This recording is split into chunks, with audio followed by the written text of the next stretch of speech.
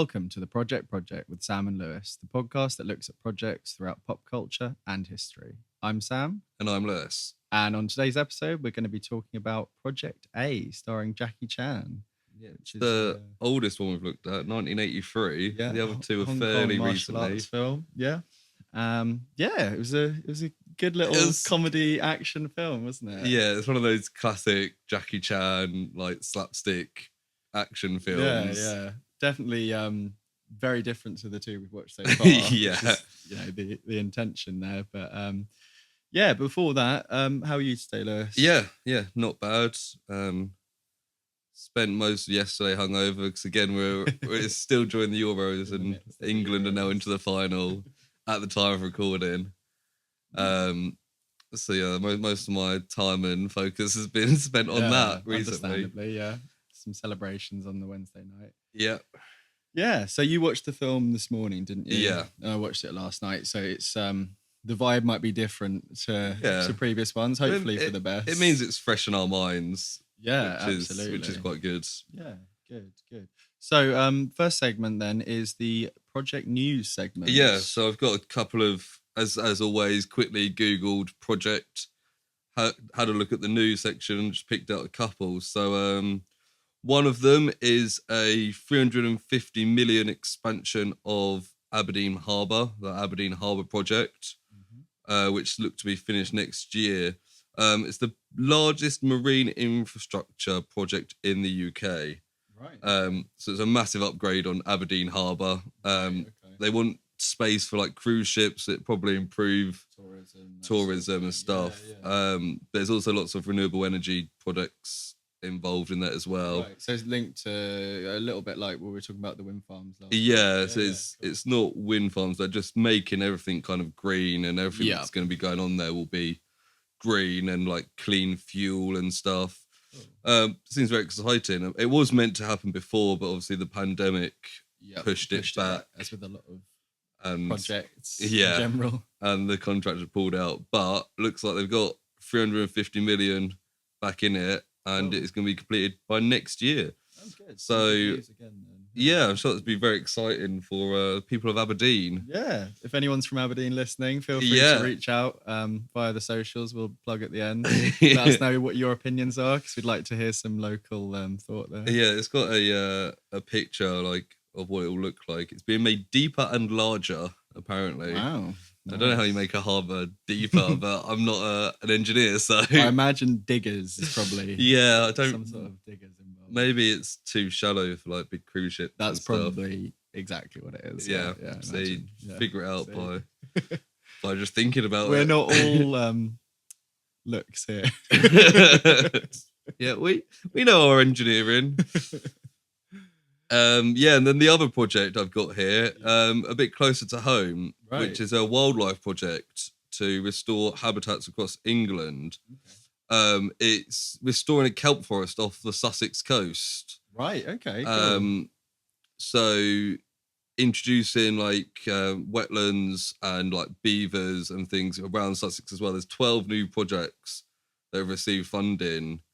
The Wildlife Trust has announced it's basically improving general environmental stuff. Biodiversity, that sort of exactly. Thing. Yeah. Oh, nice. A kelp forest off the Sussex coast. There's stuff going on in Essex, Cumbria, Durham, Yorkshire, so all over the country. All over the place then, yeah, cool. Funded by the People's Postcode Lottery. So... Oh, right. Weirdly enough, I was talking to somebody about that last week, and we were wondering where the funding went, actually. So that's actually answered that question. You get like with the National Lottery as well, they fund random loads of things. They've got their little logos, haven't they? Saying that they're funded. Yeah, it looks like there's 12 different projects all over the country. Apparently beavers are going to get a massive massive push, so could be seeing more beavers around. Yeah, it sounds great. Yeah, weirdly enough, when you said forest, I wasn't thinking kelp at all, because I didn't really know that's how you referred to kelp, a big growth of kelp. So you learn something new every day, don't you? Yeah, there you go. Apparently there's a butterfly that's endangered because of rising temperatures, and I can imagine. Apparently this will help save them. I don't know how, but maybe making areas easier for them to I imagine it's get by. a different so it's a wide array of things they're doing. Yes. The kelp farm and the beavers are just two of the main things. Lots of different things. But and for 2 million, which doesn't seem too much. If that's the price to pay for keeping nature happy, preserved, then I think that's a good investment. Yeah, it's a Guardian article where the area that they've put it in on their website is the age of extinction. Oh wow! Okay. So I don't know what else they've got in the age of extinction, but they've got a section on mammoths, tigers, and unless they think now is the age of extinction and we're just slowly going to kill off all the animals in the world. But unless we keep doing projects like this, so once again, some quite good news all around, really, which is nice. There's a couple of others I saw were just like, project this has lost its funding, or they're like, oh no, that's too sad. We want something positive. Yeah, positive environmental news seems to be the theme. Maybe it's going to be the new name of the segment. Then, but can't complain about positive environmental news. Absolutely not. No, absolutely not. So we're going to move on then to the main topic of the episode, which, as we mentioned up front, is the 1983 film Project A, starring Jackie Chan. We're just going to go over the Google summary there. Yeah, I've got that there. Got that here. So how Google describes it: Sergeant Dragon Ma, an honest Marine cadet, takes it upon himself to preserve his country's honour as he sets out to battle the smugglers and pirates. Yeah. I think that's a pretty apt description. Dragon Ma being played by Jackie Chan, of course. Sergeant Dragon Ma. Yeah, I mean, I think they could mention a couple other bits, maybe how he is constantly getting in trouble for starting massive fights and trashing places, and how he's friends with like a criminal who. I mean, they've got a great relationship. But, they do. There's some stuff in there they could add, but overall, I think that's much better than at least the Dinosaur Project's description. I think that is fair. Like basically what happens is there's pirates and stuff around Hong Kong. Yeah, he's in the Navy, and then the Navy gets disbanded, but he takes it upon himself to try and stop the pirates. Yeah. There's infighting with the Hong Kong police. They don't respect each other at all. Yeah, there's some quite humorous stuff going on there. There's some gangster stuff going on. Yeah, and the gangsters are linked with the pirates. They're kind of funding each other, protecting. I think the pirates are protecting the shipments, and they're funding the pirates back in turn. There's lots of intrigue, lots of comedy. Yeah, I think. I think this is a good one. Yeah. So obviously it's directed by Jackie Chan. Yes, one of his first films. That he directed himself. Yeah. Because it's only 10 years after he'd been like extra in Bruce Lee's films, stuntman. Also directed by Sammo Hung. Yes. Who mainly did a lot of the fighting stuff. Yeah, he's the criminal character, Fats. Yeah, because he's a little bit more tubby than the other characters. Yeah, and so he's the fat character. It's just called Fats. And those two are also like the two stars of the film. Yeah, they've done quite a lot of work together. He's kind of like a filmmaking partner to Jackie Chan in this period, and kind of helped him come up. And I think does a lot of stunt. Because the Jackie Chan stunt team is a whole thing moving on from this point. Yeah, he's a key player. This was the first film using the Jackie Chan stunt team. Yeah. And you can, not having a comparison before this, but you can tell this is like his style going on, isn't it? Yeah. And reading about it afterwards, this was like the real his breakthrough in lots of different ways. Yeah, this is like when you think of like Jackie Chan, like old films, you think of like the slapstick fighting, funny, lots but of, what do you call it? Objects. Yeah, like lots of chairs, smashing chairs over each other. Very theatrical. I mean, he came from a circus, or acrobat and dancing background, which you can see in a lot of his stuff. Like the way he like jumps around a movie, it just makes you think like, God, I could never. Some of the bit when we saw it because we watched the trailer just before this, just as a little refresher. The bit when he's climbing up that wall, do you remember? He's literally he's like a cat. It's stuff we'd see now as kind of like parkour sort of stuff as well. It's but like parkour really, isn't it? But this him just running around doing that stuff, I'm just like, God. And the fact that they they do so many takes. I've been watching videos about him. I think it's Every Frame a Painting, does quite a lot of YouTube essays talking about how much of a perfectionist he is, and all these shots where like the bicycle, when the bicycle goes, he rides the bicycle in it right at the very start and it goes straight into the bicycle rack. He jumps off it like way before. All that kind of stuff is just done purely through like 100 takes if necessary. And he's clearly a really hard worker, and it makes it look really easy, but you can tell that's the thing. He must be working his fucking ass off. Like when you watch it, you just kind of like, it's very comedic. You kind of wouldn't be surprised if it's like one take and done. Oh, that worked. But he's such a perfectionist. It's like do it over and over and over, and like still make it funny on the 100th take. Absolutely, yeah. And there's some very, very, very dangerous stunts in this that we'll get to as we kind of move through. Yeah. Before we delve into the actual plot and everything, have you got any box office stuff? Yeah, so I struggled to find the budget for it. Yeah, I had a quick look and I couldn't see anything. But it got a box office of $17 million. Yeah. Obviously put in US dollars. Yeah. But it was a massive success in Hong Kong. Obviously, it's a Hong Kong film. I think it broke a record at the time for a Hong Kong film. I'm not sure whether that was in Hong Kong or I think it was, rather than because it did quite well overseas. I think maybe a bit later. I'm not. Yeah, I mean it's very popular in East Asia at the time. Yes, in Japan, it had a lot of success. Japan, really, really popular. Yeah. But obviously wouldn't have come over to the West until a bit later. Yeah. But yeah, it was a massive success. Obviously, we tend to look at these box office films on a global thing, but for an early 80s Hong Kong film, $17 million is a lot. Yeah. And I imagine it didn't cost... It doesn't look cheap, but I imagine it didn't cost anywhere near that. So it would have made people some and it was reviewed fairly well. I mean, at the time, critics loved it.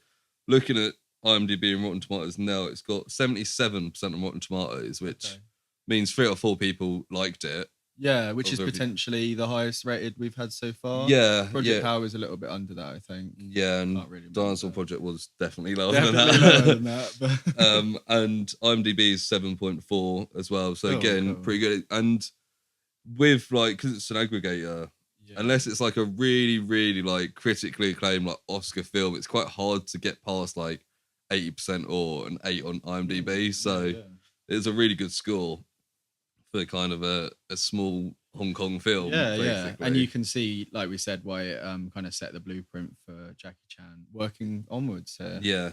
It's obviously it's in Cantonese. Right. Yeah. But we both watched a dubbed version. Yeah, I think it's probably the same dubbed version because I think there's been a couple of different releases of it. Did Jackie Chan dub his own? I wasn't 100% sure because his voice when he speaks English is quite recognisable. I've watched quite a lot of his films. I used to watch the Jackie Chan Adventure cartoon. I don't know if you ever saw that. I never watched it, but I've watched a lot of his stuff and it's hard to tell because he was obviously quite a bit younger than some of... I've watched a lot of like 90s, early 2000s stuff, like when he moved into kind of the lamer like kids stuff, which at the time for me was like great. But looking back, like this is more like the purest stuff. But yeah, it sounded like it could be him. I think I'm not 100% was sure. him because I could look it up quickly. It's also the fact that I think his accent was quite different to the rest of the cast, the dubbing cast. Yes. So it might be a case that he dubbed his own and they got other people to do everyone else, but he still held on to his accent. It may well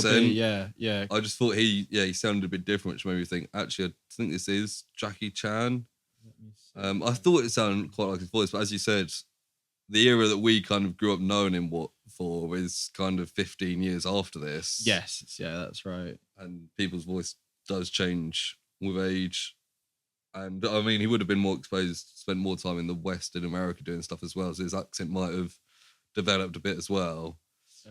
No, it wasn't. Apparently not. It says on here it was someone called David Thomas, which implies to me that someone called David Thomas was doing a Chinese accent. So maybe that's wrong because it sounded quite like it. Anyway, could be him, could be not. Yeah. Him, but either way, actual performance was as you'd expect from him. Great stuff. Yeah, I mean, it's a sort of, you don't watch for the dialogue sort of thing. No, not really. No. But yeah, what do you watch for? The action and the plot, which we will go through. Yeah, now. yeah, pretty much. So Lewis kind of set the scene just before we kind of went on a bit of a tangent there. But yeah, so it's set kind of in the 19th century, isn't it? Yeah, it's a bit unclear. I couldn't tell because it's in Hong Kong. But with all the pirates and kind of the British being there, it's kind of like that kind of Pirates of the Caribbean kind of. I think it's supposed to be doing some reading. It's supposed to be between the 19th and early 20th century. Yeah, because there's some examples which I'll go through later if we've got time of different things are from different times, and they've said that they weren't really that fussed. It's not supposed to be historically accurate. It's just they got a setting. They wanted to do a pirate film. And they wanted it to be fairly modern. Yeah, see, at first I just kind of assumed it was like set in the early 80s. But then, until you see some of the... kind of like the costumes and stuff. And you're like, actually, unless they're just like doing that for the fun of doing that. Yeah, some of the suits. But the fact that it's all pirates and stuff. But also the fact that there's some British characters who... So it's clearly... before a certain time then. I mean, Hong Kong would have still been a British colony in 83 anyway. Yeah. But the outfits, I mean, I suppose military outfits are quite old-fashioned looking anyway, aren't they? Yeah, that's what I thought. Because obviously I don't know much about Hong Kong in the late 20th century under British rule, but I thought maybe it's a case of like up until it went back to Chinese hands in, was it 99? Yeah. That they did just use the old like Empire uniforms because it was still like a colony of the British Empire. Yeah, I see what you mean. Yeah, but it clearly was kind of set earlier than that. But yeah, so it's set in Hong Kong, 1800s ish. Yeah, and it starts off with Jackie Chan rides in. He's Sergeant Dragon Ma. Yeah, I didn't realize his name was actually Dragon. I think he's called Ma Young as well, but I think it's like a nickname. I just thought Dragon was a nickname. He's like the best guy, and he's in the Navy. He's like the leader of his little platoon or whatever, his little group. We're gonna get a lot of military stuff wrong, so we're probably gonna piss people off, but you'll just have to get over it. We're not military experts, but it opens up to the kind of army generals and they're having a discussion, the police people talking about how there's this big pirate issue with the pirates, and they're having problems dealing with them because their ships just keep being sank and they're losing every battle. And they think at one point they blame it on like a typhoon, and it's just because they're making excuses because they're messing it up, and the Navy especially aren't doing a good job.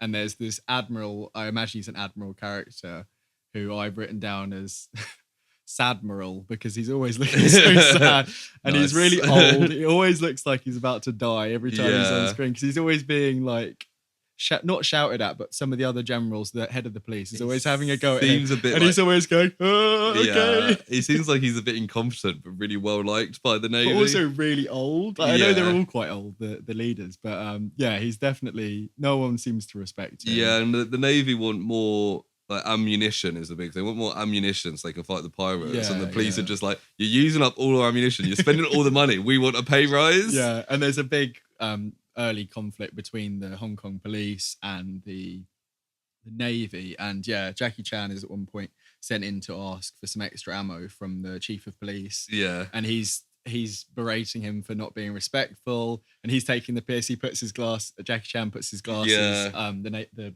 captain's glasses underneath his chair, and he sits on them and things like that.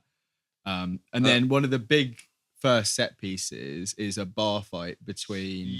so it's kind of decided that the Navy will go up tomorrow and fight the pirates. That's right. Oh, yes, so they're going to have one last celebration because they're going to die, potentially. So they go for one last drink at the bar, and there's also loads of police there. Yes. And it's the tension's kind of building up, but they're like, well, let's calm down, let's not get into it. And then Jackie... And there's a guy who is wearing a suit, and he's like high up in the police. Yeah, and he gets a bit aggy, doesn't he? It comes from Jackie Chan's walking around, and one of the police like sticks their leg out and trips him, and he spills it on one of the policemen, and they're like, and Jackie Chan's just kind of like, calm down. Then a little bit goes on this man in the suit, and he's like, gets really aggressive about it. And then it starts this big fight scene. Yeah, highly entertaining. Which is great. And like almost immediately there's just stuff being thrown around, chairs and like glasses. People being like slid down tables. There's the great big table in the middle. Yeah, they slid down it and they put on the record player and everyone kind of stops. Yeah, and then the music starts. They've all got weapons like broken bottles and they're about to fight and then they all kind of put them down and they're about to like go off. And then the music starts and they just go at each other. It's really good. There's a lot. Yeah, and then one of my favourite bits of that fight is like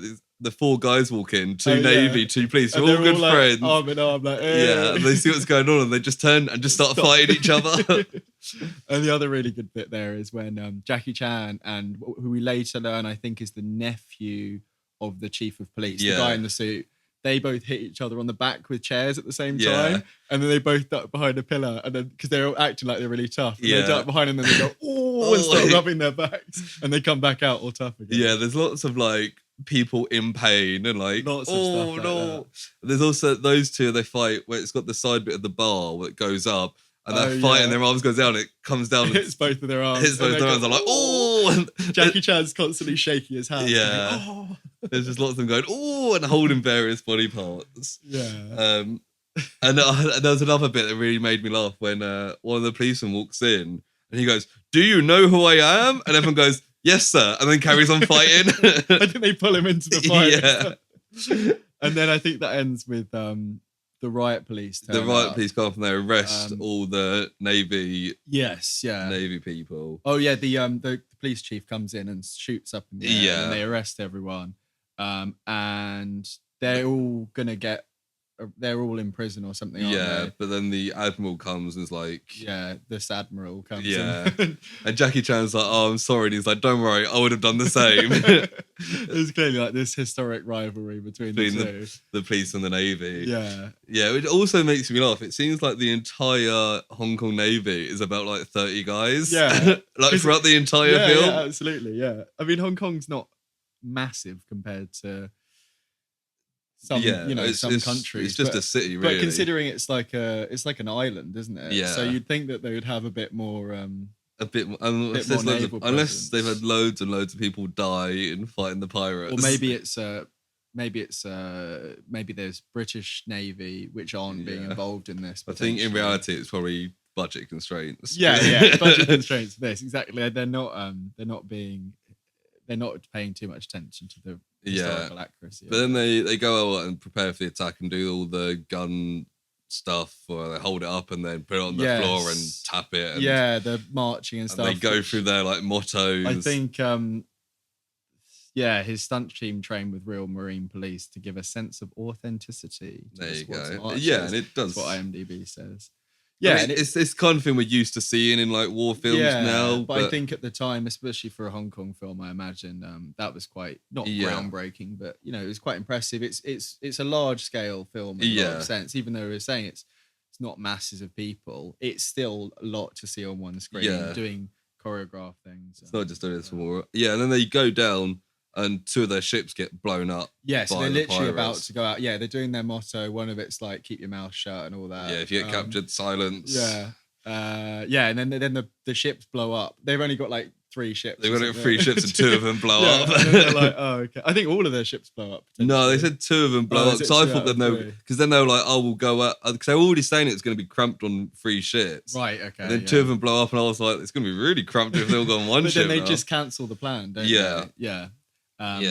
And then it cuts to a suspicious hotel meeting. That's right. And it's very clearly some sort of like bad guys doing situation. Bad guy stuff. Yeah. And it turns out there's a rich guy, the head of the gangsters is having a deal with the pirates. That's right, yeah. And the pirates want some rifles. Yeah. And they like make a deal that he's going to steal them from the police. I think that's right, yeah. So we're not 100% sure who's got them originally because it gets a little bit complicated later on, but they're getting it from some source.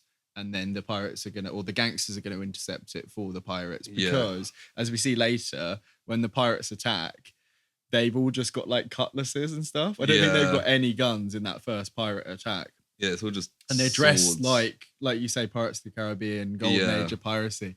So I don't know how accurate that all is, but Yeah, so it's kind of setting up the bad guys' Yeah, story. the motivation and stuff there. And then it cuts back to the Navy, and they're saying, "Oh, let's do Project A," and I was like, Right. "Yay!" Roll credit. Yeah. But then they're like, "No," and the British guy's like, "You're all shit," and he Yeah. disbands the Navy. Yeah, just completely, which seems a very strange thing to do. Yeah, There's a pirate incursion about to happen. Yeah, and he's like, and he makes them all join the police, which Yeah. is they're all kind of unhappy So about. gives them all the police jobs, and then I think after this we have the kind of not training montage, but there's a little segment. Yeah, but it's the guy who's the guy in the suit who started the Yeah. fight with Jackie Chan. Yeah. Who I think he's called Chi. Might be, yeah. That might be another character. I think he's the nephew. I think they might both be called Chi. So there's the police chief is the guy who's really aggy. Yeah. Who hates the Sadmiral. Yeah. And then there's the police captain, I imagine. So he's the one who's training them, and he's being a real hard ass on them. Yeah, because he doesn't like the He Navy doesn't like at all. them. There's some funny bits, like they have to do the silly salutes where it's like stand up straight, like stick your ass up, they're just like standing like ducks or something. Yeah, like, that's how you salute properly. Their ass stuck out in a funny way. And then there's the bit where the people they have to repeat their line. I can't remember what the first guy said that he has to. Oh, so no, was that when the women were coming along? No, it's the guy. I think he wasn't saluting properly. So it's like go salute 10,000 times, and he just goes. And then whilst he's doing the speech, there's two of them talking about the sexy women. Sexy ladies going past, not sexy Victorian ladies going past, and they're like whispering to these two guys turn up quite a lot. They're the ones who are always bickering. They're kind of like in Pirates of the Caribbean, like the two pirates are always just in the background, like taking piss and stuff. Then one of them says like, "Oh, they're sexy." Oh no, he says like, "Look at those girls. The sexy one's mine." Yeah. The other one says, and then he's like, "Repeat that 10,000 times." And they walk off going, like, "Oh, look they at have these." to do like laps. Yeah. I think we don't get told the laps bit, but they're running around just saying that. Saying the lines over. And then it cuts to those who say the lines, and the guy just saluting over and over. And it's just like, "Oh, look at those girls. The sexy one's mine. Oh, look at those girls. The sexy one's mine." And then the grenade training, which I think is just after that. So the police captain, they go back for day 2 of training. Exactly, day 2. And he shows them how to throw like a dummy grenade, pulls the pin out the bottom, chucks it, and then they start. He's like, go get the grenade, and he goes over and swaps it with a live grenade. So one of the two funny guys swaps it for a live one. And then as he's pulling, and he realizes that there's a pin in it again, but for some reason still decides to pull it. Yeah. And then he goes to throw it into the crowd, but at the same time, the funny guys mention to Jackie Chan, they say, that's a live grenade. And he's like, what? Because he originally is going to get Jackie Chan to throw it. And the guy's like, oh no, he's not ready. You need to give us another example. Jackie Chan's like, what? And he's like, you're making me look stupid. And then he goes, it's a live grenade. But then he throws it into the crowd. And they're like, it's a live grenade. And they all jump out of the way, which is quite a lot of foreshadowing, isn't it? It's like Chekhov's grenade, effectively. Yeah. It's like actually quite good. They really do use those grenades. Yeah. And then that part of the police. So this new guy in charge, the nephew, Jackie Chan and 2 others go to this fancy hotel to arrest the head gangster guy. And Jackie Chan is dressed up. Chan Ho was his name. He's dressed up as a Victorian urchin boy. Yeah. He's got a black cap and big socks on. Yeah. He looks very funny. And then like the hotel people, like, he's not here, you're not allowed in. And there's a really funny like waiter guy who's just like he's like a French waiter, but he's just from Hong Kong. And he's like, no, you can't come in here. Yeah. So some of the dubbing voices are really funny because they don't match the person. And also, all the British aristocracy have really funny voices. Yeah, like these people doing British accents, but the overall general or whatever, or the governor, or whoever he is, his voice just is really funny. It's like really over the top stereotype. Really over the top. But I thought it was quite funny. But yeah, so they bust in and they've got a warrant for the arrest of Chan one of the Ho, gangsters in the head gangster. It's like a private members club or something, like a hotel thing. And then they just They won't let him. Oh no, they do a search, don't they? Yeah. They're like, you can have a search, and then one of the mobsters is like, don't go in there. That's the manager's office. He's not in there. And Jackie Chan like goes up some stairs next to it, and he jumps over the railing and opens the door, and he's like, you're there. And there he is. And they go in, and like Jackie Chan beats up all the people and holds with Chan Ho against the chair. And then the other guy is like got a warrant, captain or whatever, and they literally just takes the warrant and rips it up. And like, you should probably not hand him the warrant. No. And then there's a big fight there, which I thought at that point I was like, "This is the best fight scene so far." Oh yeah, that is. There's so much stuff it's going straight on. Up like slapstick fighting that we. There's so many bits of, like you were saying in the bar fight where people are just literally getting like heaved over. And they just like land on a chair like. Oh. And Jackie Chan falls down those stairs like 4 times, and he slides down the banisters. Bashes his head. There's lots of like acrobatic vertical stuff because the up the stairs is like 2 floors up almost, isn't it? And there's like a balcony bit.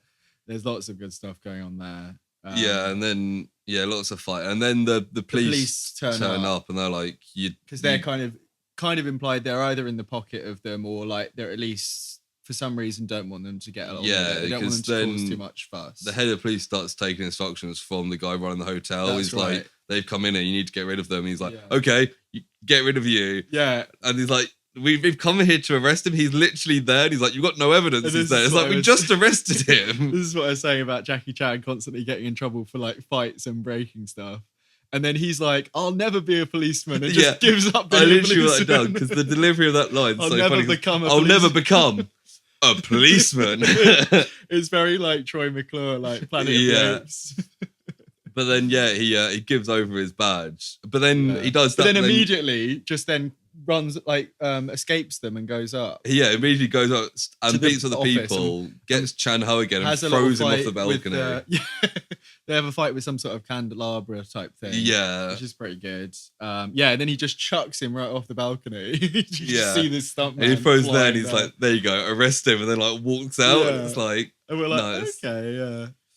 And then shortly after that, we get introduced to Fats, who's played by Sammo Hung. Sammo Hung, who's the other director, and he just kind of randomly runs into him. Yeah, so we were talking just before because in the Hong Kong version of the trailer, which is quite a bit longer than the American one we watched, you see some scenes where Sammo is playing mahjong.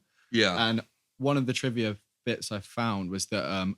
That is the original introduction to his character. So you see him earlier. I don't know if Jackie's in that scene or not, but that's how you originally introduced him, as this kind of like a bit like almost like a Han Solo. Like he's a low life, but he like does the right thing. Generally, got a good heart. But but we see him. They literally just bump into each other in the street, and then they start having some soups together. And he's like, "Oh, my old dirty friend." And Fats then starts explaining to Jackie Chan that the police are corrupt and everything. And about the guns plan and all that sort of stuff. Because he's on that side of the. He's found out that because he says there's 4 types of people.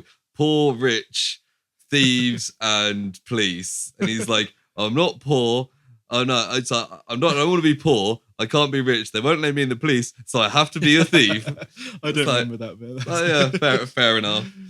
And they decide to go on like a stealth mission, don't they? Yeah, to try and get the guns before they fall into the bad guys' hands. And it's kind of, I found that scene really weird because they get up onto it's like nighttime. They get up onto this raft. They kind of like wearing like almost like Chinese ninja costumes almost. Aren't they? They've got like, but with like they've got face paint, but with like masquerade masks. Yeah. And they're wearing like black. Yeah, then they get on there, and I found that scene like they're acting really weird. Well, they're trying to do voices. They're doing like the Batman thing because it turns out that it's the police chief that's buying the guns. Yeah, we're not really sure whether he was getting them for good purposes or not. Yeah, and I can't really remember where that goes because, like we said, he's kind of in the pocket. But yeah, they're doing voices and they're kind of intimidating him, and eventually they put him in a rubber ring and push him off. He's like, I can't swim because their threat is, we'll throw you overboard. Yeah, and he's like, oh.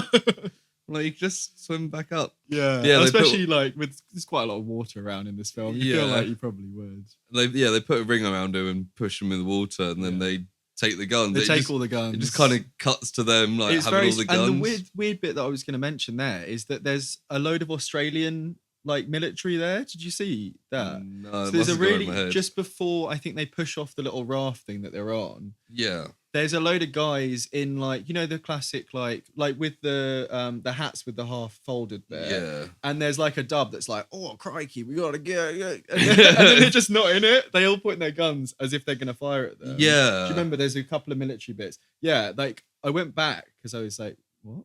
And it was they've all got like really badly dubbed Australian accents. So bizarre. Which I suppose makes sense if it's British colony where it is. Yeah. You would have, but it seems like a straight. Maybe it's a deleted. I mean, later on we see an Indian guard. Yes, with that scene is really funny. The bit with the spider. we'll get on to it, yeah.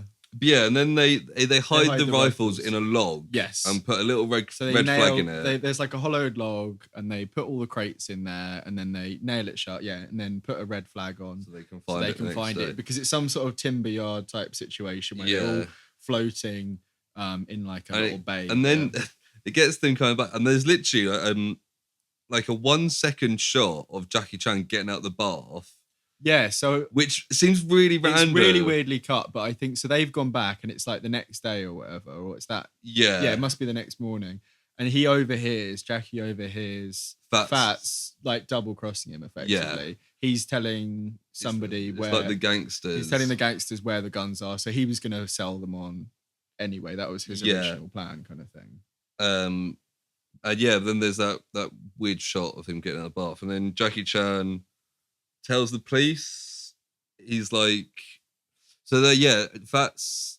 Wait, is it when Fats takes him down to the dock? So Fats goes down to the docks with the henchman guy, the one who looks like he's like kind of like Michael Jackson look. He's got quite a severe face, and he's got like pale makeup on. I think it's supposed to be looking a bit he's like evil. Oh, it's the log with the red flag on. And then it's so just he says that, they like look, and there's like every log, like hundreds of them, all have red flags in. It's like Jackie Chan had quickly done that. Run down with a load of flags that he had. Yeah, and then they attack Fats, and he kind of breaks free just as the police turn up. Yeah. And then the gangsters start chasing Fats and Jackie Chan. Yeah, and there's a lot of bits there where Jackie's going like, how could you do this? And then Fats keeps escaping as the guys turn up. Yeah. And then he's like telling them different places. It's all very like farcical. And then we meet Wendy.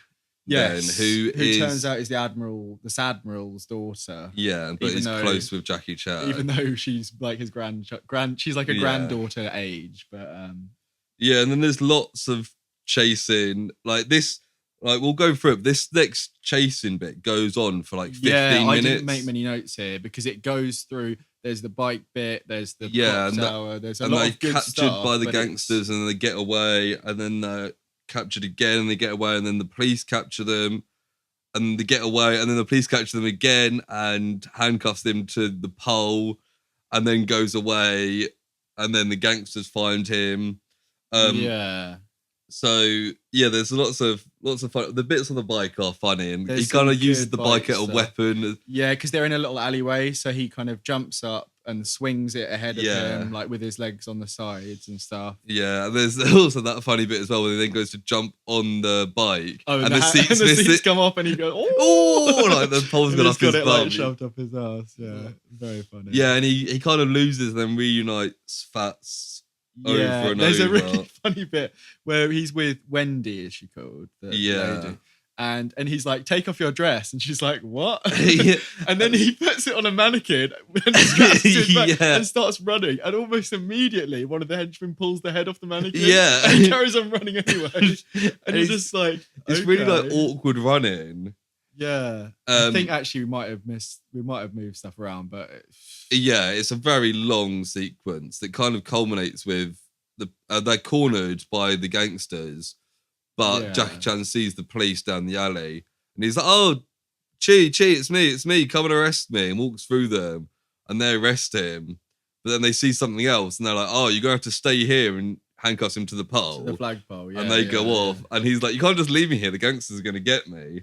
Yeah, and then the gangsters they start like beating him up. And he's like trying to get away. And then he climbs up this big flagpole. Gets to the top and jumps off through a window of like the clock tower that's next to it. Yeah, And then there's a really cool bit with all the clockwork going on. Yeah. And their henchman, I've got his name down somewhere. Joe Cow, I think he's called. Who's a bald guy who turns up a couple of times. Joe Cow, yeah. He climbs up just as Jackie's about to. He's trying to break with an axe his handcuffs so that he can be freed. Yeah, and then there's a fight in there with lots of clockwork stuff. Yeah, there's the classic bit where his handcuffs get caught on something and he's pulled up around the circle. Back. I thought the bit was really funny when he ends up in the mechanism and he's spinning around blocking the blows. Yeah. And then it cuts to outside and the clock's clock going just spinning. And someone's like, I've never seen that before. Yeah, there's like a crowd of people just watching the clock spin. Yeah, you can't obviously tell which one it is. It's just one of them goes, never seen that before. And the hands are just spinning like really fast. Very funny. Yeah, and then he and knocks then someone open turns up with a gun. Yeah. Shoots that Joe Cow guy. Yeah. And then Jackie has to climb out through the front. And he's doing the classic like hanging from the... And he's doing it with handcuffs as well. So the initial bit where he's coming out, he's on a ledge and he can't move his hands very far apart from each other. Yeah. Very, very, very dangerous and impressive. And then, he's hanging on to off the hands of the clock. And the guy's got the gun, like aimed at him. You hear a gunshot and you hear a second gunshot. And the guy's been shot in the head and then has shot as he's been shot and missed Jackie Chan. Yeah, that's right, yeah. Because the police guy who they're now friends. Yeah, the guy who's like the captain, the nephew. The second in command nephew guy. Yeah, he's now friends They're with now him. friends. And after their failed attempt successful eventually attempt to get capturing the gangster. They seem to be friends now. I think his name's Chi. If I get that wrong, I'm not sure. I've got the cast up here. I will just refer to him as a Chi. I think him Captain Sue? No, I don't know. Yeah, Captain Sue. Captain Sue? Is that definitely him? Is that not somebody else? Oh, TZU. Yeah, that is him. I've got a picture. Oh yeah, I guess so. I don't know what. Chi. Maybe it's pronounced. Yeah. Chi was he's the captain anyway. The head of we got that. Yeah. Anyway, right. we'll call him the captain.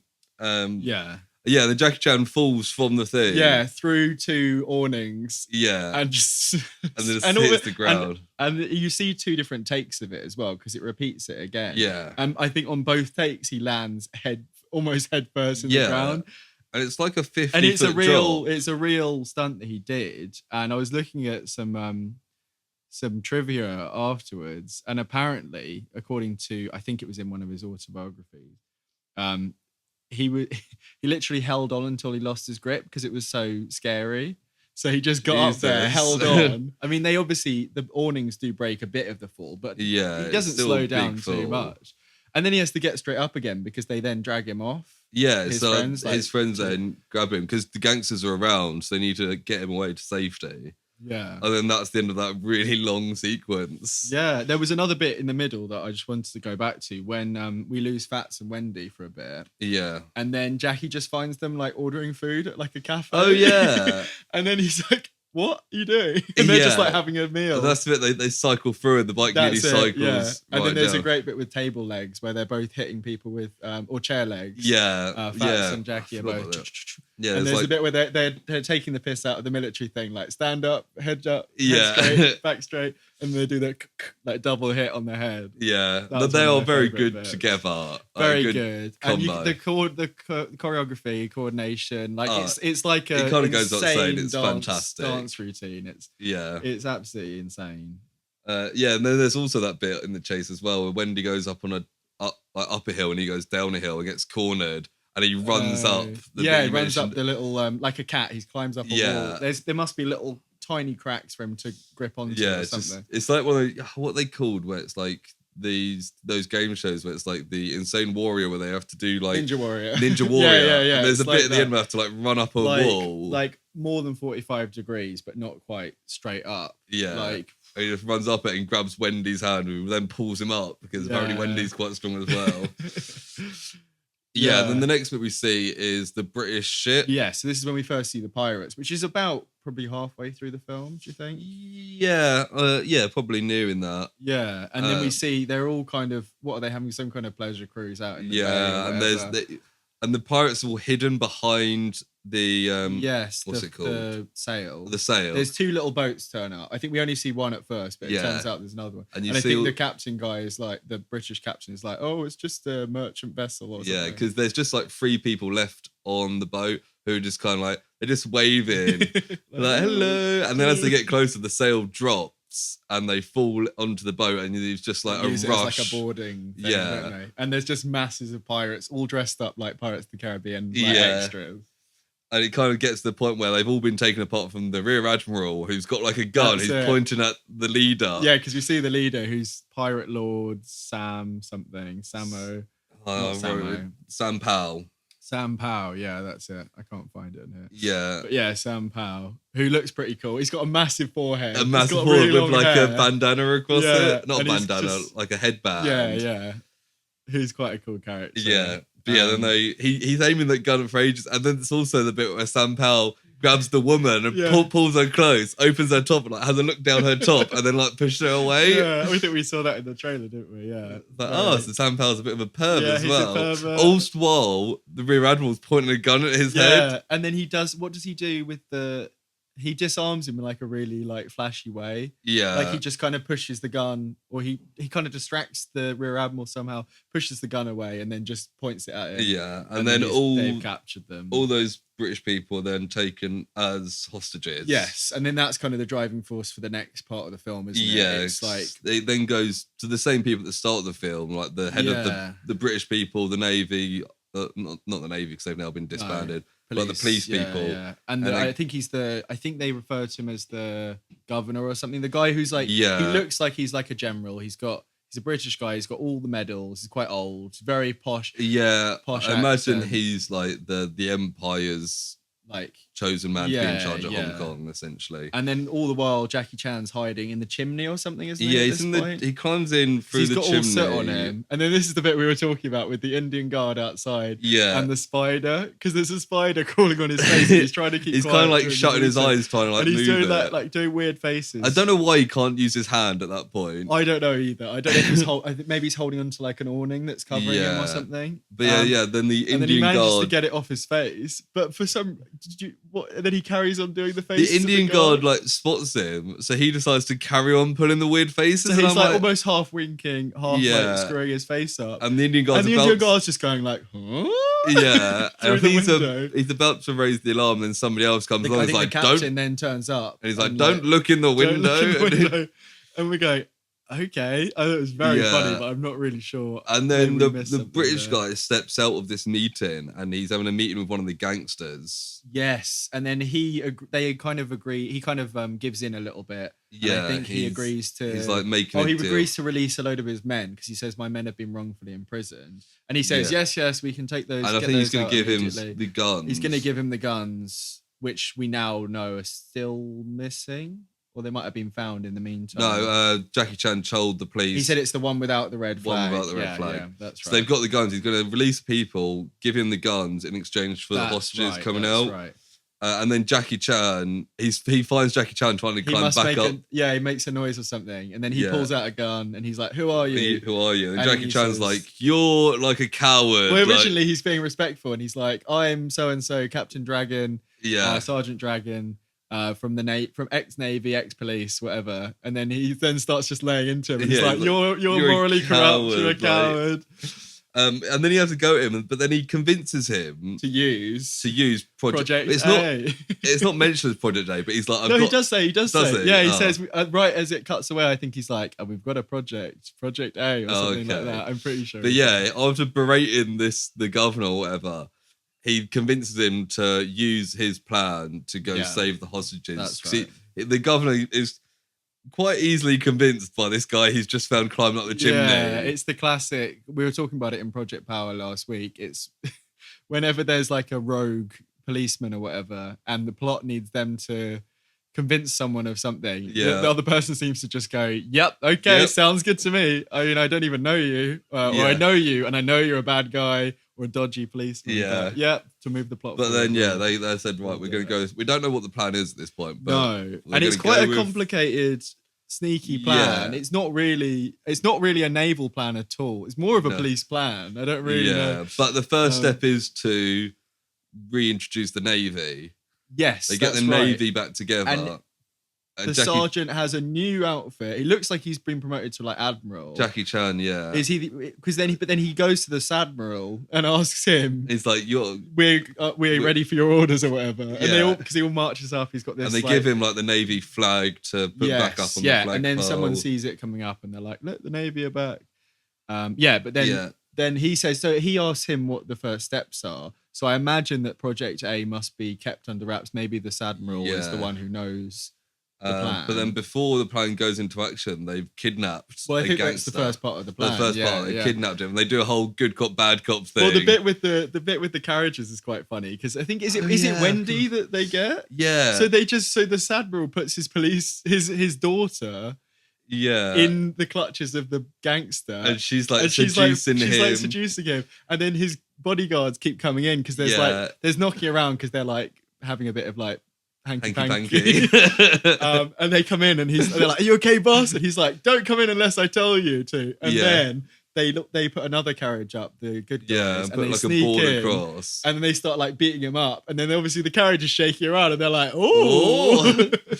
Yeah, they kidnap him, and then they all take their shirts off in a dark room and start beating the fuck out of him. They're literally and they're actually like they're good at killing. And the captain nephew is like, "Don't kill him." Jackie Chan's like, "No, I'm gonna kill him." He's like, "There won't be a body for them to find." It's like really brutal. I was like, "Holy shit!" But I think, like you said, they're doing a good cop, bad cop. Yeah, they we kind don't of see that before, so it seems like he's just fucking lost. At the time, I was like, "The fuck." Because are they using like sticks or are they? Yeah, they got like sticks. They're just literally they're all just beating topless into in a him. dark room. And he's like, "No, I'll tell you where the pirates are. I'll tell you where the pirates and he's are." Like, and then this is one of my favourite bits. He says there's a password at the dockyard. Do you remember this? Yeah. No, well, we haven't got to the password bit yet. No. There's two password bits. Oh, yeah. There's a password bit at the end where they're all getting confused. Yeah. And there's the password bit with the firecrackers. Oh, yes, of course. Which I've got written down here, and I don't know if you want to go through it. Yeah, we can do the. I can't remember off the top of my head, but I can send it over to you. We'll add it in at the end after we finish. So just actually act it out at the end. Yeah, because it's an incredibly it is a funny scene. Incredibly long password. So the plan is for Jackie Chan to go undercover as that head gangster guy who he was arresting. Chan Ho. Yeah, Ho, yeah. So he turns up to the docks in like this suit with a monocle. He's got a little fake moustache on, I didn't realise he had a fake moustache on at this point. So yeah, then they do this whole password. It's like thing. a whole back and forth, which we'll do at the end as a but yeah, then they get to the pirates. Or Samo Fats is hidden there as well because he's just this guy who keeps turning up. You just see him, and he's like, "I'm gonna get the guns." Yeah, and he's like, "Get in that hatch because if they see you with me, like you're gonna ruin both of our covers." Yeah.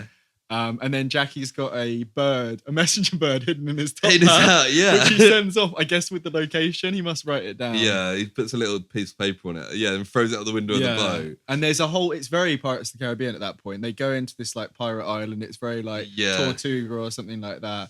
And they're all doing like the flags, whatever the naval flag code's called, to get in, and then they go into the main room and welcome him as this gangster guy, and he gets introduced to Sam Powell. And at that point, he's now got the rear admiral's like jacket with all the medals, and he looks really fucking cool. And he's got and his like throne sort of thing. It's just like it's like ribs. It's or like something. A giant skeleton. Yeah, it's really cool. It's like Sam Powell.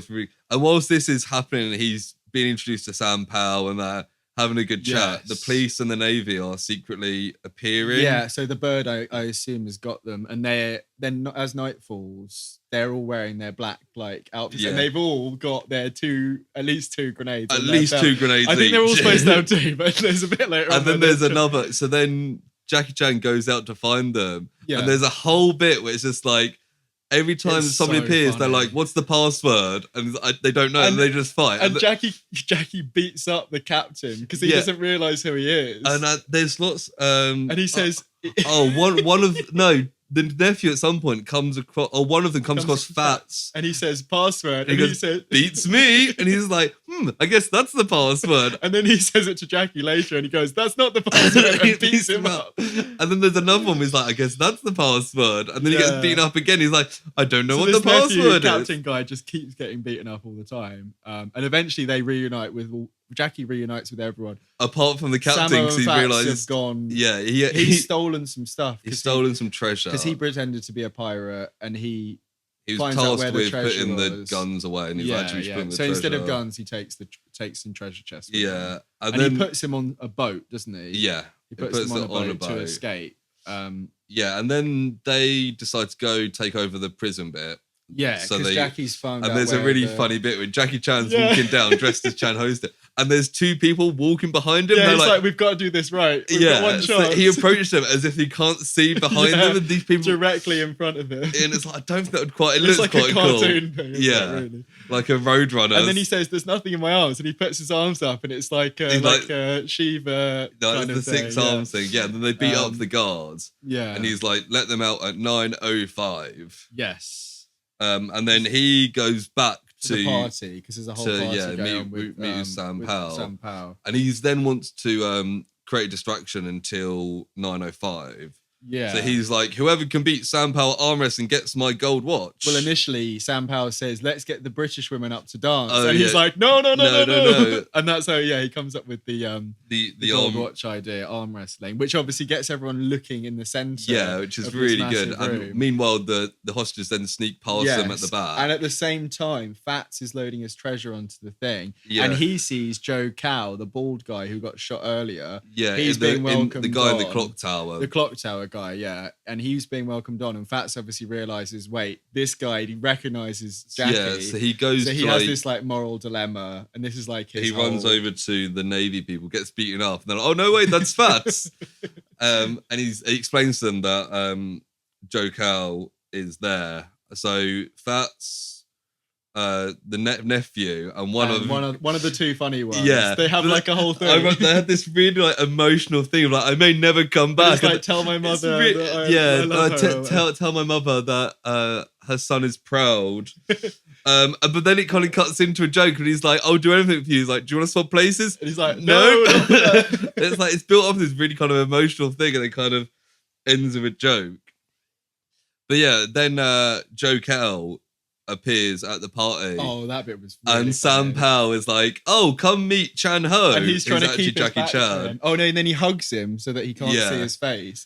And then as soon as he recognizes him, Jackie's just like talking faster than him and just like trying adding to like twist confusion. his words and everything and trying to make it seem like, because he says, "I don't work for you, Joe Cow," and he's like, "What?" Like, and he's making it seem like he's being disrespectful. Yeah, and he's cutting him off before he can reveal. And then Jackie Chan gets being like, "He's insulted me. I'm going to leave. I'm going to leave." He's like, "I'm leaving," and Sam Powell's like, "No, don't leave. Let's find out what's going on." And then Fats turns up and he says, "The police are here." And Jackie Chan's like, "Yes, Joe Kell led them here." Must have led them here. And then the police come up, and then they hear that, and then they go, "Thanks, Joe Kell, for leading us." And he's just like, "What the fuck?" And he's just like, "What the fuck?" And he's in like a cast as well, isn't he? Yeah, because he's been shot. And then he gets shot and killed, and they're like, "Oh, no, he can't reveal who Jackie Chan really is."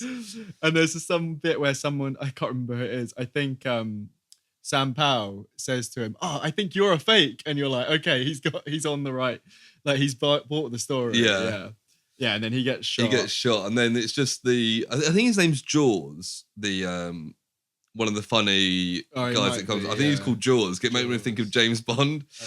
So Jaws and Captain Nephew had stand at the door with like rifles and like, nobody move. Oh yeah, and there's like all the pirates there still. Yeah, or have some of them left at that point? I think it's pretty. And then they have a funny bit where like loads of them are running and they just shoot them. They get flying back and then more run and they shoot them. I think just before that, there's a whole thing where Samo Fats is going, "Oh, they've surrounded us." Oh like, yeah, you've got to give in. Yeah, and then at the same time they've rigged all the ships to blow, and when they blow them up, he just faints because all his treasure was on all the his ship. treasure's on the boat, and he's like, "Oh no!" Yeah, he literally he just like falls back, collapses. Yeah, and then there's the bit where everyone's attacking them, and then Jackie Chan's just standing by the side where the fight's going on. Yes, and then Sam Powell goes to get involved to fight Captain Nephew. Yeah, and Jackie Chan trips him. And I've got this written down because then he stands up and he goes, "I think you're a fake." Oh, right, that's the bit. Yeah, okay, and it's like, Well, obviously, he just tripped him. I wrote that down. I couldn't remember where it was. Yeah, and then he pulls off his moustache, which is like the smallest. It's just like a little line, like a little line thing. And it made me. I didn't even realize he had a fake moustache on, and he pulled it off, and I was like, "Oh, he pulls it off, and it's like, it's kind of a big reveal, meant to be a comedic moment." Because it's such a tiny moustache. Yeah. It was a big fake beard, yeah. And then they just throw grenades non-stop. Well, yeah, so there's a fight going on with Sam Powell. And while that's happening, a couple of other ones, they're trying to block entrances. Yeah. And they're literally just constant. And Samo keeps running down entrances. And then the other guy, Jaws, keeps throwing a grenade in he's there. like, come back. He's like, what are you doing? And he's like, we got told to block all the entrances. So at this point, Jackie Chan and Captain Nephew are fighting the pirates. Yes. And Jaws and Fats are blocking the entrances with their unlimited supply of grenades. Yeah, they must have taken everyone else's grenades with them. Yeah, and they've blocked all the entrances. And then... then the fight kind of is getting more and more intense. There's swords involved. Yeah, it kind of gets to a point where everything's kind of done. Apart from and then it's got Sam Powell versus Jackie Chan, Fats, and Captain Nephew. And Jaws as well is there. I think maybe he's still doing the grenades. He's still doing the grenades. Samo runs it because Sam Powell, the pirate lord, he's got like his sword and he's swooping around and they're all dodging out the way. Then Samo runs in with like a giant scimitar. There's some really funny slow-mo bits with Fats where he just comes, the bit where he like just jumps on him and like body slams him. And this is I don't know which fight is the best fight in my opinion, but it does feel like the stakes kind of are going up each time. Yeah, the swords involved in this are really Sam Powell good. is great because he's fighting 3 people at once with a sword. It's something that I was thinking you don't often see because you see quite a lot in climactic fights of Western films, of Hollywood films. It's quite often paired off. Yeah. So there'll be quite often the 2 women fighting and then the two guys fighting. Yeah. And although this at times is, he's fighting one while the other 2 are doing something else, it's much better choreographed in terms of it does feel like 4 people fighting 3-on-1. Yeah. Like really. It's really, really well done. Yeah. And then it ends with, I think it's when Fats body slams him, they land on the carpet. But just before that, there's a bit where Fats does like the slow-mo double kick into his back, which actually apparently seriously injured the actor. Dick Way is what the pirate lord's real name is. Because Fats does a fucking big jump and he double kicks him in the spine. And they must have maybe taken a break and filmed more later. Yeah, that is one thing. Like, even though he's fat, obviously he's the director part of the choreography. Yeah. His actual fighting is really good, like almost as good as Jackie Chan's stuff. Yeah. I mean, considering he's a big guy, like the way he jumps around and moves is really impressive. Yeah, I'm sure. In terms of acrobatics, he's probably not quite as good as Jackie but in terms of the fighting stuff, and there's parts where they do joking fights at times earlier in the film, or when they mistake each other in corridors, they'll do like a quick fight and they realize like, he holds his own. Yeah, absolutely. You can tell. Yeah. But then that fight comes to an end where Fats jumps on Sam Powell and they land on the carpet and the rest of them roll it up and then put out another grenade and just throw it in the carpet. And then Samo's still in there. And they're like, they have to pull Samo out by his legs, and then he's holding the grenade. And then they go, put it back, and then they chuck it back in, and then it just explodes, and they all just fly away. I'm pretty sure because Sam Powell says like you can't take me alive, you have to kill me. It's not the game's not over until one of you kills me or something. Yeah, like that. and then he literally blows up. Blow him up in a carpet. And it's like that is because like. You see some stabbing in some fights, but none of it is too like gory. A lot of it is just like punching each other. The police guys in the black outfits, by the end of the fight, they've got little cuts in their things, and you don't see anything too brutal. There's not really too much gore. And again, you don't see Sam Powell blown up. It's lots of just smoke. It's lots of smoke, and the carpet's kind of gone, and he's gone, kind of thing. And then that's just kind of, and then it just kind of cuts. It kind of just ends, doesn't it? Yeah, like, they're all suddenly on a raft, arguing about how to sail, where to go, even though they're all supposed to be in the Navy. Half of them are Navy people. Yeah, and they're arguing about what degrees, and they're like, we need to go with the wind. Yeah.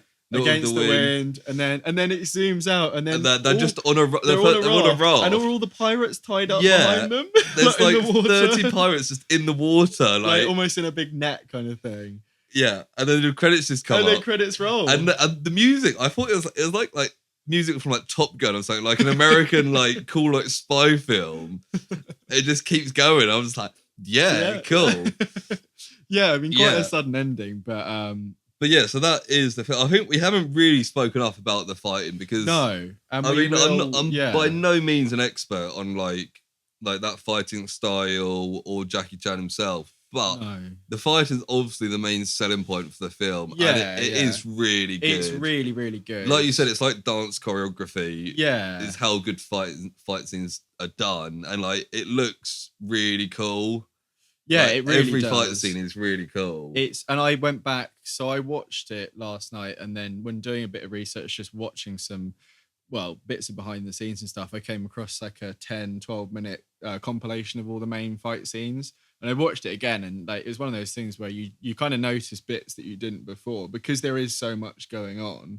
And it's all so well both choreographed and just framed and shot, and just it moves so like logically that it does really tell a story at the same time. It's like you have like 10-minute sequences that just follow in from each other as if it's all just done in one go. And which obviously it's not. It would have been stop. Absolutely, but it just looks really good. Like we were saying earlier about the amount of time. In one of the videos I was watched, they were saying that when one of the things that Jackie liked about working in Hong Kong before he moved to doing some more Hollywood stuff is that they would give him potentially like months to work on one fight scene if he needed it. Whereas in Hollywood, there was a lot more pressure in terms of getting stuff done and getting it out there and that sort of thing. And I read that like Jackie Chan directs it, but Sammo Hung directs the action scenes. Right. Probably a lot of them. So while Jackie's on someone else needs to be behind the camera. So I mean, a lot of credit obviously needs to go to him as well. Because obviously, Jackie Chan's done. We know he's skilled and talented. We're not going to come out and be like, actually, Jackie Chan's really good at fighting choreography. Actually, really good. Like hot take here on the project. Like, wow, breaking news! Jackie Chan's good at fighting. But you can tell that they're a good team. And I think we've got at least one more in this series to watch, which I assume Sammo's on as well. And I think there's another Jackie Chan film we can watch further down the line. And I imagine because it's from this kind of 80s, early 90s era, I think Sammo will probably be involved, at least behind the camera. I've read that Wendy comes back for the sequel as well. Right, okay, I think she might be given it because she's the only female character. So there's the two women at the start who I think she's one of them. And then there's one of the sexy women. The sexy one's mine. And then there's the British ones who get kidnapped, but they don't really. She's the only one with lines. But it doesn't. It definitely doesn't pass the Bechdel test. No. But it's an early 80s action film. Like, what do you expect? But she doesn't read because she's almost set out to be potential love interest of Jackie. Because actually, the bit before when she's first, there's a bit where they're flirting a little bit, and he's showing off about how he was before the 15-minute chase. Before Sammo and him have the falling out about the guns and stuff. That's kind of setting things out, and then she turns up a couple of times throughout that sequence, but then I don't think we see her again for the rest of the film. Because she doesn't come. You know what would have been good? Not to rewrite, potential Hong Kong classic, but maybe she could have been kidnapped along with the other people, and then it gives him a personal reason to go. And then the Sadmiral sure would have heard. But write your way into it. Won't pick it apart. But it was a highly entertaining film. I've only got one bit of trivia actually because I watched it this morning. Fair.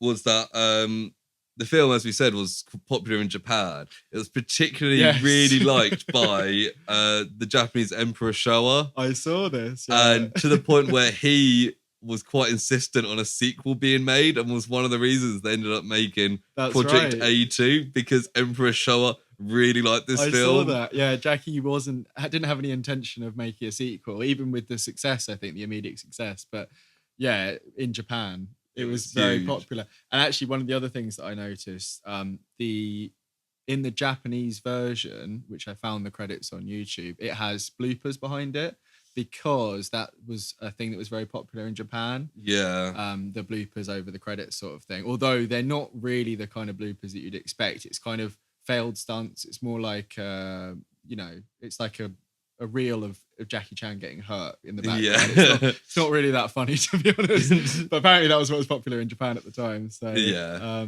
I guess it kind of adds as well to the fact that like this did take 100 takes each time. Jackie Chan kept getting hurt. Yeah. Let me just go through a couple of little bits I've got here.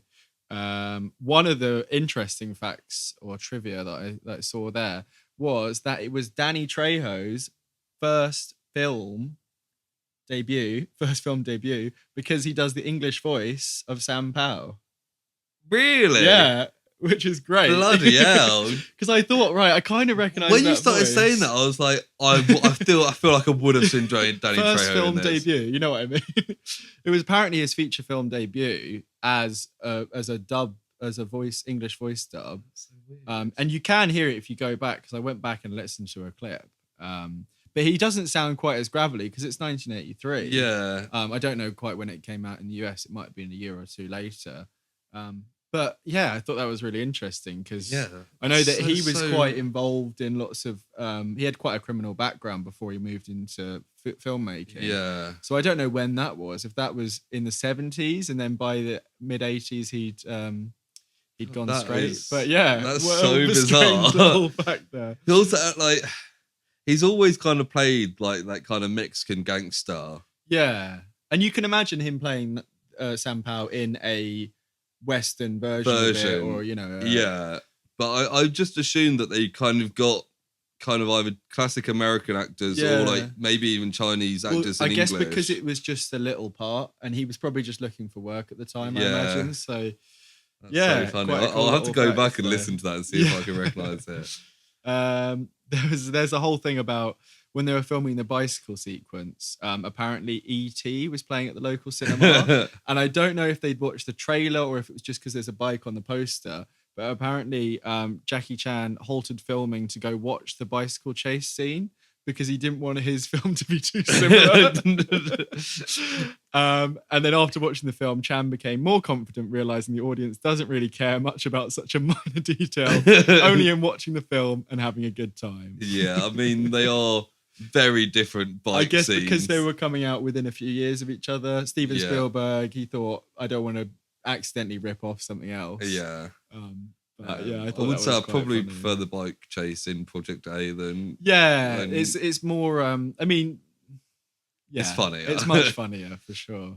Yeah, and it's just going down all the back alleys and there's a lot of him like cycling down, but you can't turn the bike round. So he just like swings it up in the air and twists it and goes back the other way. We've got here, what we mentioned earlier. It was one of the first Hong Kong action films to have the mix of big scale action sequences, not just relying on martial arts, having comedy, and kind of it did really set the mold for what Jackie Chan would do for the rest of his career. And it was really groundbreaking in that sense. And also it was the first film, apparently, according to IMDb, where he opted for a more like naturalistic street fight style rather than like really showy kung fu that he'd done previously. Like the Bruce Lee So moving stuff. away from like the Bruce Lee 70s style of kung fu to more of this kind of brawling. And you can see that a lot in especially the early fight scenes when it is supposed to be men who maybe have some fight training, but most of the people there are just supposed to be they know kung fu, but they're not all like not all doing flips and stuff. He's clearly like better than most. But you see it as well with like we were saying about the constantly be like and like hurting themselves. It's not just like two kung fu masters fighting and hitting each other. It's more of like they hit each other with chairs and people actually getting injured and falling down. One of the things in that Every Frame a Painting video, he's just talking about Jackie Chan's fighting in general, like comedy stunts mixture. One of the things that he mentions in that video is how a lot of the times in Jackie's scenes he'll put himself at a disadvantage so that he like in the plot somehow, so he'll either be like chained up or he's on the floor at the start, so he has to kind of work his way up, and it gives that really nice build in each scene. Which puts you on his side. He's like the underdog almost, even though he is technically probably more skilled than the other person. But people like to root for the underdog. Absolutely, yeah. And then when he wins, it's because he's like fought hard for it, rather than if he turned up and started, some other action films you see, they're just blowing people away, or even some other martial arts things, they're taking down like 100 guys, and there's a bit of that at times in this, but the way is done is more of a realistic way. More that he's actually just fought his way out of he gets like cornered a lot, and fights his way out of it, cornered or like stuck somewhere, or like we're saying chained, or there's other films where he's his clothes have come off, or something like that. He's got a whole. It's always that kind of thing where like it does seem like he's about to lose or about to die. He just about holds on and wins the fight, sort of thing, rather than he just turns up and he's like a super powered freak and can easily just defeat everyone. Yeah. Like he is just some guy who's just very strong. You got any more trivia? Yeah, I've got one final piece of trivia. I see on IMDb that Jackie Chan is a really big fan of the Project podcasts. Oh yeah. That doesn't surprise me, to be honest. He's a man of taste. So, yeah, he's probably just waiting for the day for us to do an episode on Project A. Jackie, please write in. Yeah, you can be our first guest. Maybe you could guest when we do the sequel. Absolutely, I'd love it. We can change the trajectory and be a Jackie Chan podcast if that's what you want. Yeah, two guys and a Jackie. Could you imagine? Actually, Jackie Chan is like, I really liked your pod about Project A. I'd like to come on. He just flies over to it. Yeah, I'd genuinely just lose my shit. Yeah, I'd feel like I had to watch a lot more. Yeah, I'd spend Jackie like Chan a films. week just researching Jackie Chan. But yeah, I mean, he's a very likable man. He's incredibly likable. Yeah, and like everyone, like I said, I've never been like a huge Jackie Chan fan. Like I've never sat down and watched a load of Jackie Chan films. But if somebody asked me, "Oh, do you like Jackie Chan?" I'd be like, "Yeah, of course, everyone likes Jackie Chan." Yeah, it's Jackie Chan. It's Jackie Chan. Yeah, and he kind of worked his way up to be like, so as we said at the start, he was like a stunt double for Bruce Lee films.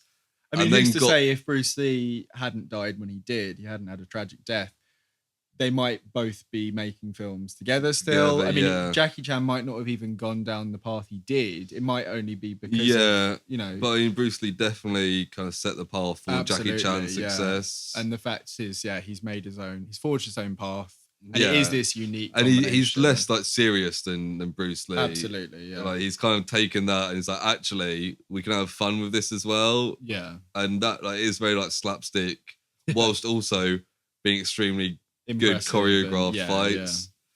Yeah. But yeah, that's 1983's Project A. Project A. So do you want to just do some ratings before we move on to the next bit?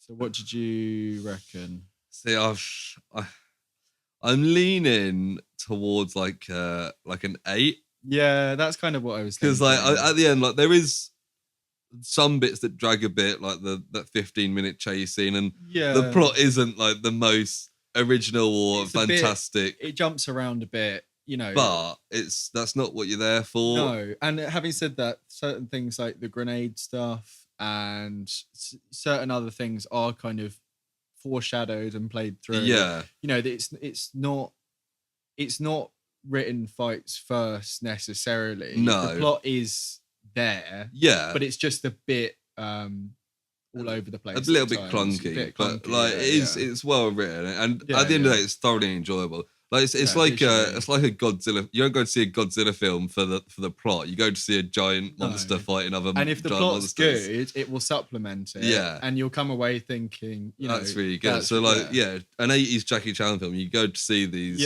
slapstick, incredibly choreographed fights, and it delivers on that. Yeah, it really does. I absolutely agree. I was going to go for a similar rating. I think I'll go for an 8 as well. Yeah, I was thinking between 7 and 8, but we're not going to start getting into decimals. I think I'm going to go for an 8. I think so. It's highest rated for me so far out of all of them. Yeah, well, based on our ratings, they're getting better and better. So we're going to have to choose a really shit film for next week. Yeah. But no, I'm really glad we watched this one because it wasn't one of the first ones that I found when we were looking for the project. No. And it pops up a bit later when I was going through some strange website that wasn't IMDb. And it turned out really well because it is effectively his breakthrough film. Yeah. And it's been really nice to watch that, because I've always been a big fan, like we were saying, of his later, more Western family stuff. Yeah. And to watch, I think it's his second where it all comes from, directorial film. Yeah.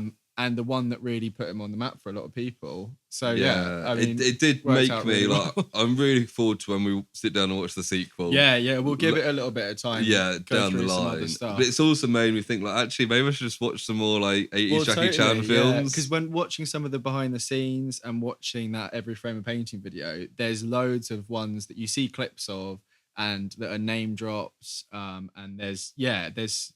It's almost, I didn't know where to start before, and I feel like I've started at the right place now. I feel like we can move. Because that's the thing, you look at like his filmography, and it's just a list of like Chinese films you've never heard of, and you're like, I don't know which ones are good. You have to watch something where someone recommends it, or read an article or a listicle or whatever. Now we've watched Project Day. Maybe it'll be a thing. I'll maybe look out if Sammo Hung. Sammo Hung. No, it's Hung. Sammo Hung. Is also directing another one. That might be a thing to be like, oh yeah, I like Sammo.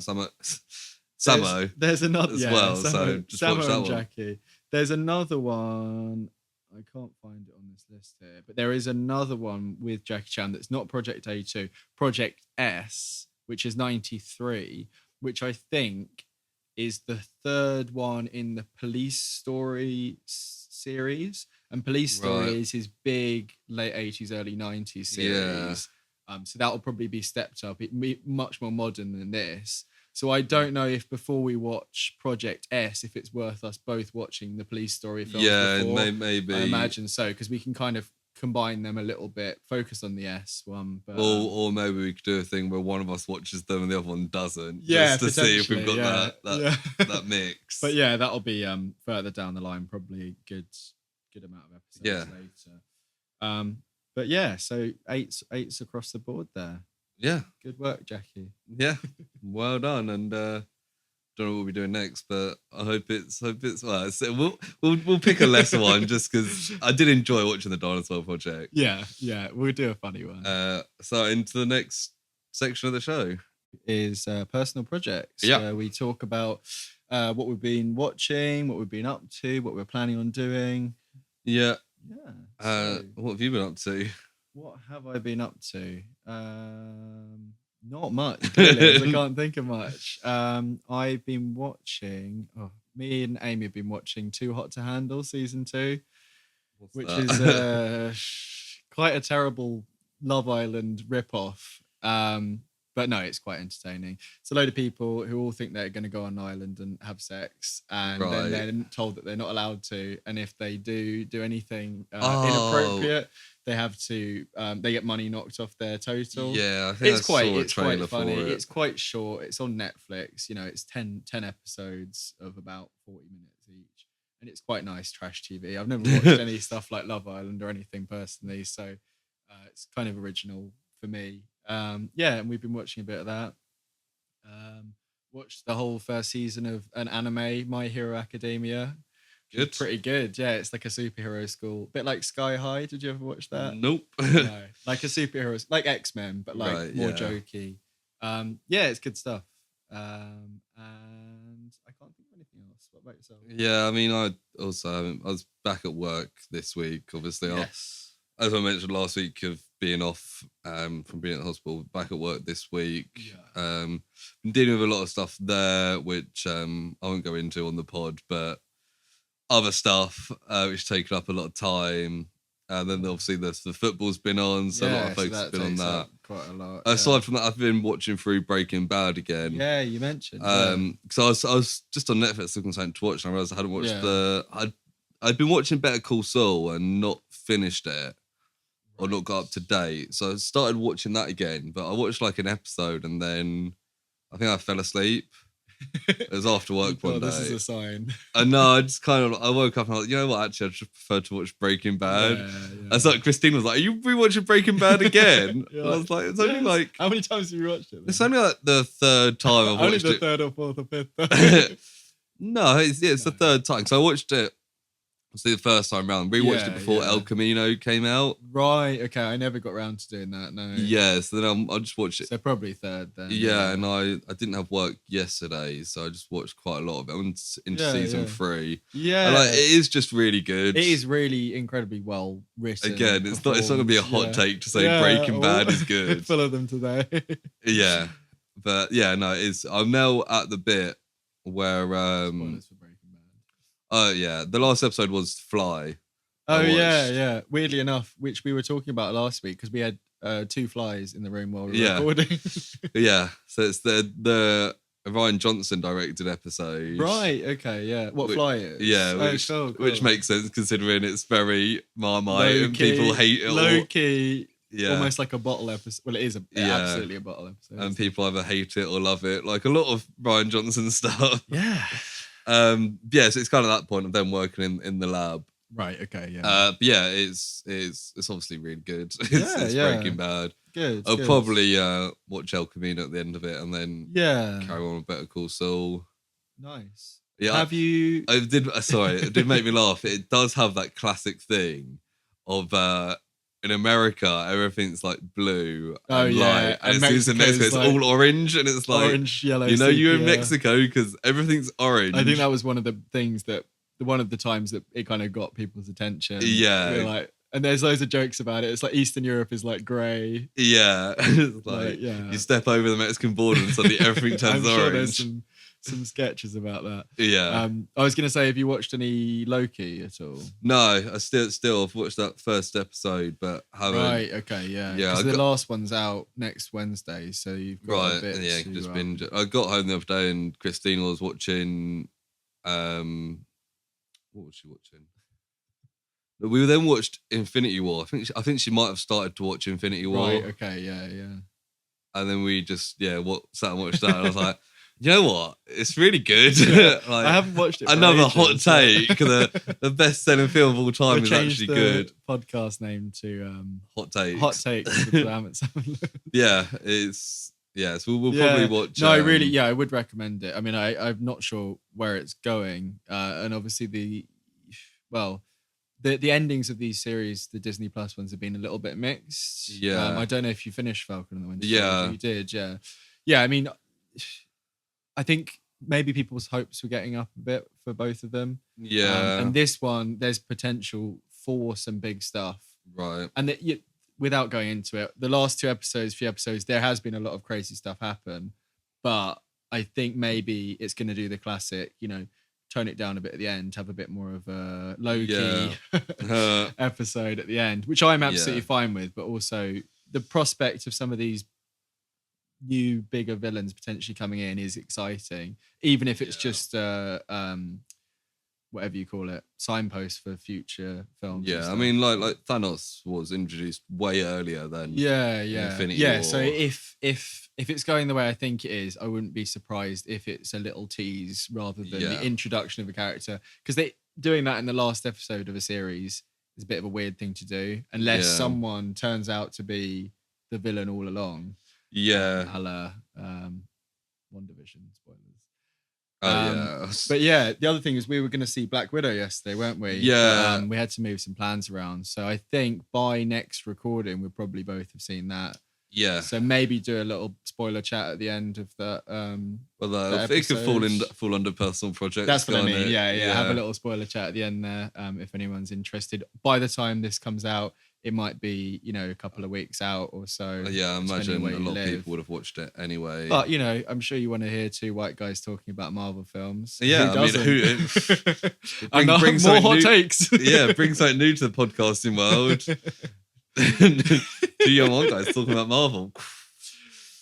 Pop culture is a hot topic, isn't it? Yeah. Nothing but controversy over here. But I don't know where I was going to go with that. Yeah.